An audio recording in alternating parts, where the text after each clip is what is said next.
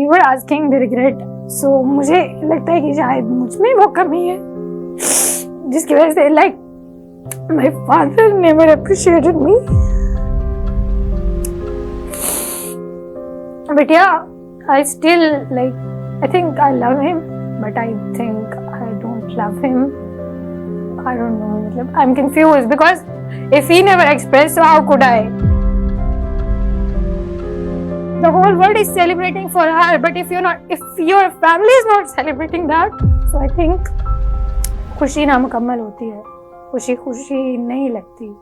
But as I told you कि we are like हम इतने fake हैं, हम दुनिया को दिखा रहे like I am very happy. Social media पे you can't even find any post of me जिसमें मैं smile नहीं कर रही होंगी, but जो हमारे ट्रॉमाज हैं, हमारी जो स्टोरीज हैं that are unheard, we can't talk about it, we can't speak about it because we know people will judge and people won't accept you, क्योंकि उनके लिए तो आप वो बस वो जो द फेमस द स्टार वो वाला सीन होता है.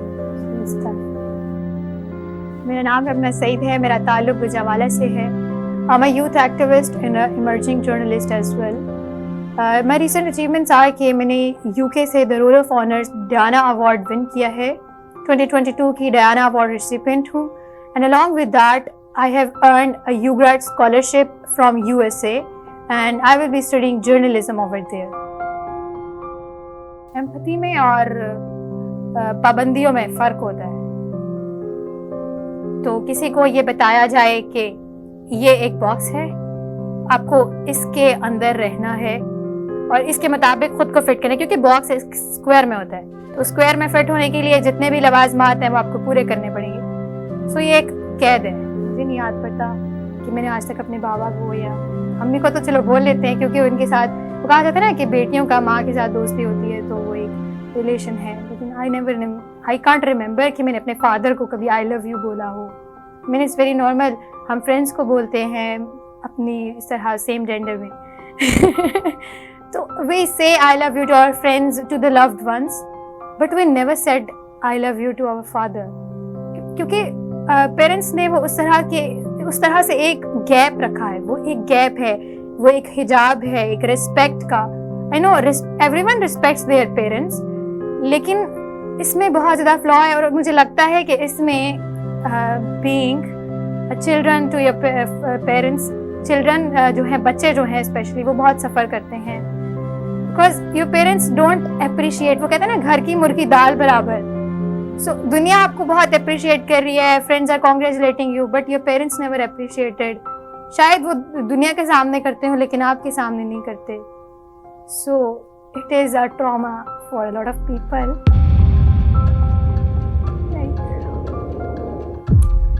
आई फील मेरे फादर ने कभी भी मेरी चीज़ों को या उस तरह से एक्नॉलेज नहीं किया. He never appreciated when I made it to the USA और बस आई चीज़ें. लाइक अभी मैं अम्मा को कल कॉल करके बोल रही थी कि पापा खुश हैं. She was telling me कि he is just fine, he is like okay, he don't bother because, and I feel कि यहाँ पर आकर फिर उस तरह बेटियों के साथ डिस्क्रिमिनेशन कर दी जाती है कि बेटी है, पराए घर जाना है, तो मतलब बेटियों को उस तरह से ऑन नहीं किया जाता कि शुरू से ही ऐसा ट्रीट किया जाता है कि शी इज़ जस्ट गेस्ट जिसको हमने अगले घर भेजना है. और वो इस तरह से माइंडसेट बिल्डिंग है कि if she cross the 20 age तो इसको बस इसका अब रिश्ता ढूंढो और शायद इसका रिश्ता ढूंढो and just get her married as soon as possible, because हमारे पास और भी हमारे बच्चे, हमें उन सबको भी उनकी भी हर चीज़ करनी है. वो हिजाब और वो इस गैप की वजह से शायद मुझे लगता है वो नफरत का एक रिश्ता कहीं ना कहीं, वो एक चिंगारी जो है ना वो जलने लग जाती है जब parents don't acknowledge you. Obviously own उनको इसलिए करना पड़ता है बिकॉज अब जाहिर है पैदा किया है तो पालना पोसना तो है, लेकिन उस तरह से उस चीज़ों को एक्नॉलेज या फिर एम्ब्रेस या ओन करना कि she is my daughter, she made me proud. To be a woman in Pakistan is a challenge. So I think women loves ही, इसको चैलेंज होना चाहिए था. उसकी वजह यह है कि हमें सबसे पहले सोसाइटी, माशरे को देखना पड़ता है. Women can't be her self. ये सबसे बड़ा चैलेंज है। हमें वो करना पड़ता है, हमें वो बनना पड़ता है जो सोसाइटी डिमांड करती है, जो फैमिली ने कुछ नॉर्म सेट कर दिए हैं, सोसाइटी ने कुछ नॉर्म सेट कर दिए हैं, पैट्रियार्की ने कुछ नॉर्म सेट कर दिए हैं। सो हमें वो बनना पड़ता है, हमें फेक बनना पड़ता है, हमें हिपोक्राइट बनना पड़ता है। So we are just fake in different genres, और हर डिफरेंट लाइफ के चीज़ों के अंदर हम देखें तो हमें अगर माँ के रूप में है तो हमें हमारे बहुत से चैलेंजेस हैं, जॉब अपॉर्चुनिटीज़ नहीं मिलेंगी, हस्बैंड अलाउ नहीं करेंगे। और अगर मेरे जैसी लड़की है उसका ये कंसर्न होगा कि अगर मैं शादी, अव्वल तो मुझे मतलब जिस तरह के मैं चैलेंजेस देखती हूँ अपनी फैमिली में, मैंने एक्सपीरियंसेस देखे हैं, तो मैं खुद को कन्विंस ही नहीं कर पाती अभी उस चीज़ के लिए कि I have to get married to a boy. और क्योंकि मैंने वो बहुत सी चीज़ें देख ली हैं, वो ऐसे ट्रॉमाज, ऐसी परेशानियाँ, ऐसे मसाइब, ऐसी मुश्किलात, तो वो सारी चीज़ें जब मैं देखती हूँ तो इट्स हार्ड टू कन्विंस।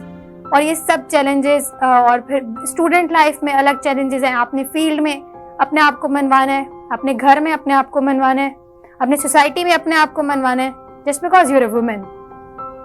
तो women, being a women is a challenge. मैं एक इंसान भी हूँ, आपकी बेटी होने से पहले मैं एक इंसान भी हूँ ना, तो मेरे पास एक राइट होना चाहिए कि I can choose whatever I want to study.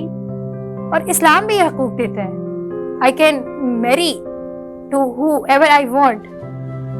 और इस तरह की जो सारी चीज़ें हैं ये हमारे मतलब एशियन कल्चर में बहुत प्रिवेलेंट है कि छीन ली जाती हैं।